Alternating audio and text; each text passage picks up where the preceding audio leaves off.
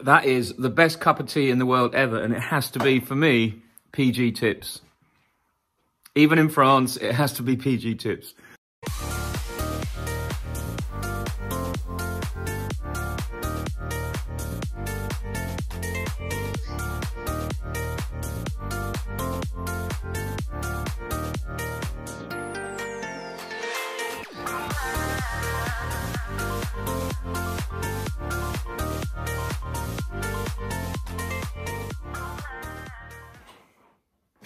So I'm up at the workshop this morning, as I often am, because it's been so cold that the bees can't fly right now. And even though we've got lots of flowers, the bees are really struggling to find enough nectar and pollen to make it worth their while going out and foraging.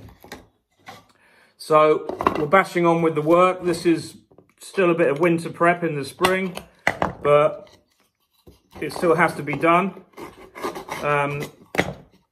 This week, it's been so busy. I've been out supering all my hives. Following the hot spell we had a week and a half ago, it's put a lot of colonies into extreme congestion. So what that means is there was a lot of nectar in the brood nest. So what I've had to do is I've actually taken out frames of honey. I was talking about this before, to alleviate and give some space, and they've had supers as well where necessary. A couple of colonies, or a few colonies, have had 2 supers at the same time.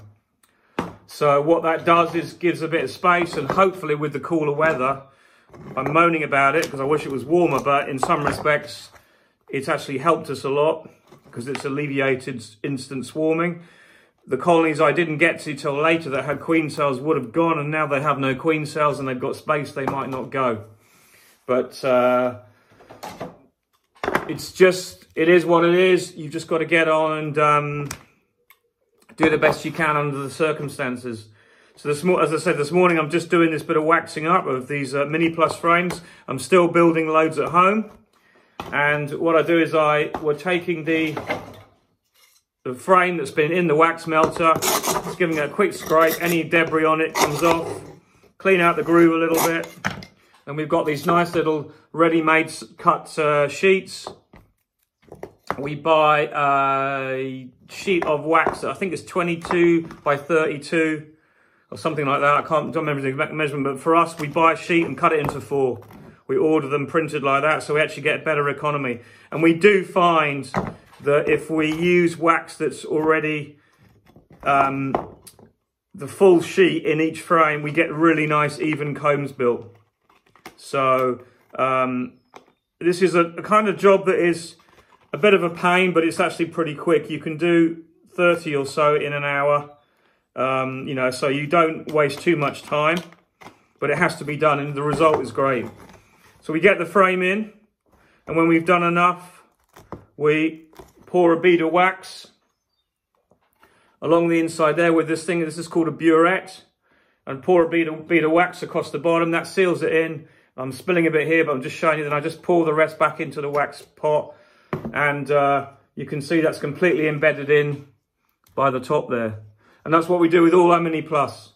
So we're just going through doing as many as we can while we've got a bit of time. I'll just show, obviously this is what I've just done. You see we stack them alternate so you get loads in a tray. That way around.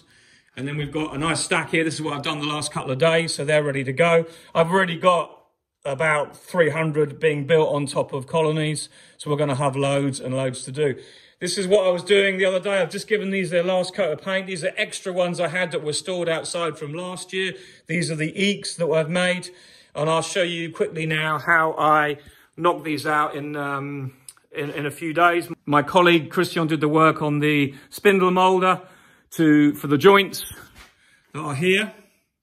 So you can, but they've all been painted now, so you can't see it that clearly. But it's the end pieces that are routed out. So I cut all the sizes, the measurements, and then you'll see that in the video how we do that. But it's pretty basic stuff. It's just a feeder shell that will mean I can feed my bees, and I put my feeders right on top of the frames.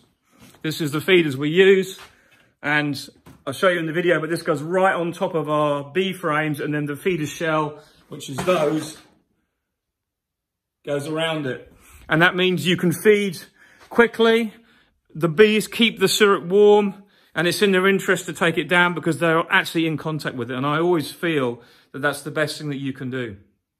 So I'll show you the video now, and I'll leave you to watch that. And that's really what we're doing. We're waiting for the weather to warm up. We are really working hard to get everything up to date and finished.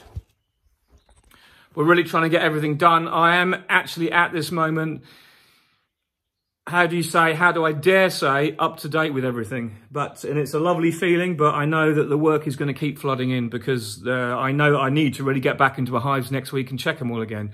Because when you're in that spring mode and everything is flowing, which it's starting to again now, we're due to have better temperatures next week.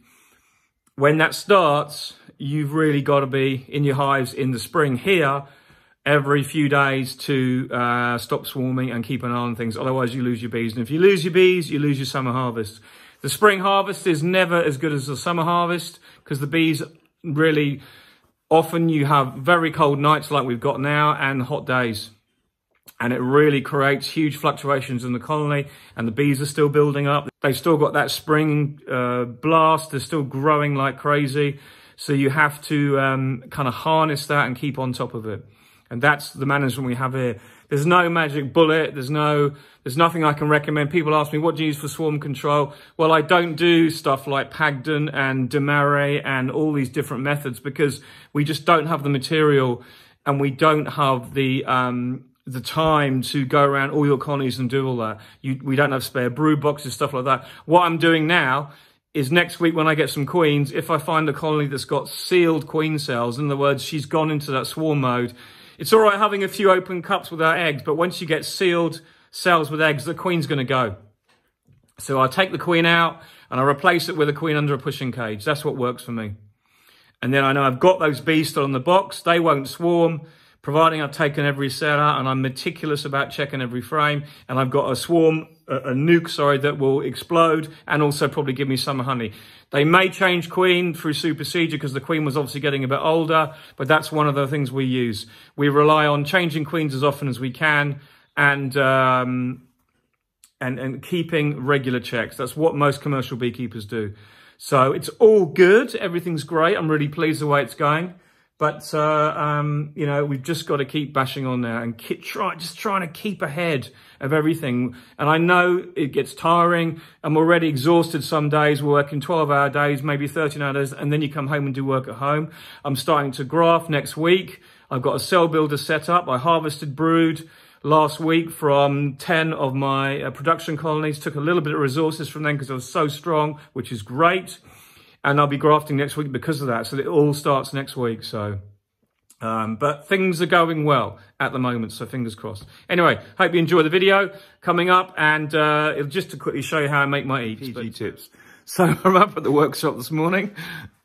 And we are making these. These are feeder eeks. So we can get food onto the top of bees. I've got loads of these made already, but I'm making another 60. Here is the wood I cut up last night. So what we're using is, you can see these are basically the size. So that's exactly that. And we're going to do this on the spindle moulder. It's probably tomorrow. But today I've cut all the wood up, and obviously one plank here makes 2 pieces. So I've cut up all this last night. There's enough for 60.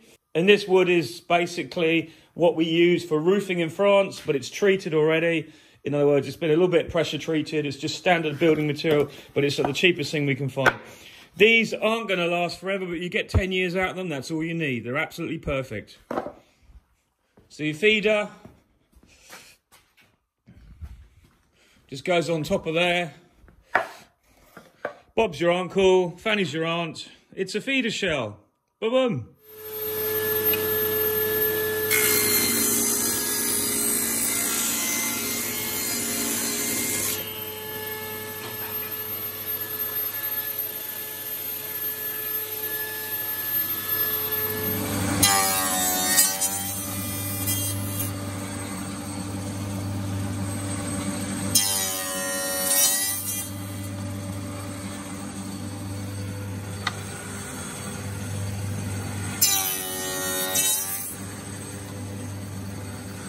workshop trying to get these eeks finished.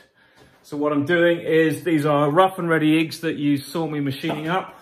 That's then put together. So I've got a little jig here that we use for so many things. We basically put it together, lots of glue on the 2 joints. We've just done some simple bobbin work on the spindle molder. They basically fit together like that. So initially we use this stapler to 25mm staples in, and then we're also using these screws, which are 3.5 by 45mm on each of the corners. So you end up with glue, staples, and then the corner strengthened. So 2 in each corner. You can see on this one, 1, 2, 3, 4. And what these are supposed to be is they're just literally building quality material. We've obviously selected it a little bit, but we know that they end up like this after a few years, but that's all you need. Okay, we might be able to, obviously I'll be painting these. I don't know what wood treatment I'm going to use. I'm probably just going to use some straightforward wooden paint because they don't generally stay out all year. And the whole idea is they're rough and ready, but they give us that ability to have a feeder on every colony. I've got loads and loads of feeders, but I don't have enough eeks. So it means I can dedicate 1 eek for every colony. So I can put it down on the ground, give it a feed and walk away and not have to worry about, oh, have I got enough eeks, and go back and take it off. And then when I take that off, I've got to take the feeder off because you can't leave the feeder on top of the roof without the eek around it, because obviously other bees get in and piss them off. And the problem is, the reason why I'm making these is I like to reduce the chances of robbing in the summer, because once robbing starts, it's a nightmare. So I've nearly finished. We've got these left to do and those left to put together. We glue them up here, put them onto the bench, and we put them all together there, and then they go off for painting there. So it's like a little production line. It's kind of small scale, but it works pretty well, you know, and that's what I'm doing today because the weather's up. But I'm quite glad because I want to get this finished and done so I can go on to the next thing. And then we got waxing frames to do and all that. Tomorrow I'll probably be painting these up.